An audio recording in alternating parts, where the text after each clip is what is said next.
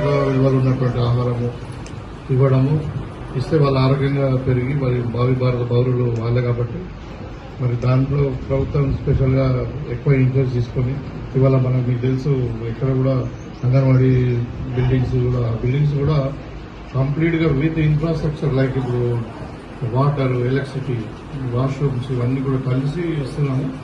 So ఇంకా anganwadi schools ఎన్ని కావాలంటే అన్ని కూడా నెక్స్ట్ ఇయర్ కూడా ఇంకా ఇస్తాము.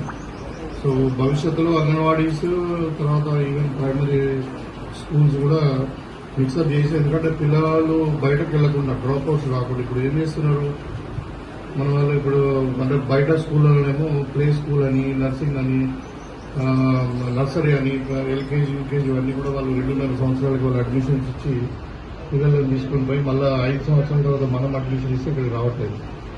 సో దాంతో ఇప్పుడు మనం అంగన్వాడీ స్కూల్స్ డైరెక్ట్ పిల్లలు 3 years తర్వాత మనం డైరెక్ట్ స్కూల్లోకి ప్రైమరీ స్కూల్లోకి వెళ్ళేటట్టు 4th వరకు అక్కడ 5th నుండి మళ్ళీ ఇంటిగ్రేటెడ్ స్కూల్స్ అంటే రెసిడెన్షియల్ స్కూల్స్లో ఇంగ్లీష్ మీడియంలో ఒక యూనిఫామ్ సిలబస్తోని ఇంటర్మీడియట్ వరకు యూనిట్గా మనం గవర్నమెంట్ అట్లా ముందుకు పోతా ఉంది.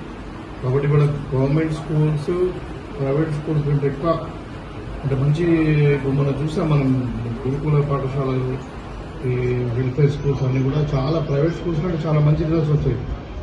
సో వాళ్ళని అంటే ఇప్పుడు ఈ తల్లులను తర్వాత పిల్లలను చూసే బాధ్యత మీదే. ఇప్పుడు చిన్నప్పుడు వీళ్ళు అంటే గర్భిణీ స్త్రీలు ఆరోగ్యంగా ఉండాలి, తర్వాత పుట్టబోయే పిల్లలు పుట్టిన పిల్లలు ఆరోగ్యంగా ఉంటేనే మనకు ఆరోగ్యవంతమైన తెలంగాణ తయారవుతుంది. కాబట్టి సరే మీకు తెలిసి ఇప్పుడు యాప్ అంతా కూడా మీరు డౌన్లోడ్ చేసి దాన్ని మొత్తం రెగ్యులర్గా డేటా ఎంట్రీ అదంతా ఉంది, మానిటరింగ్ ఉంది మీ మీద బాగానే.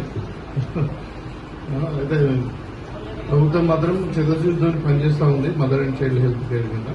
సో ఇప్పుడు ఇన్ఫాంట్ మోర్టాలిటీ రేట్ అంటారు అది బాగా తగ్గింది మనకి తెలంగాణలో కంపేర్ టు నేషనల్ యావరేజ్ కంటే బాగా తగ్గింది.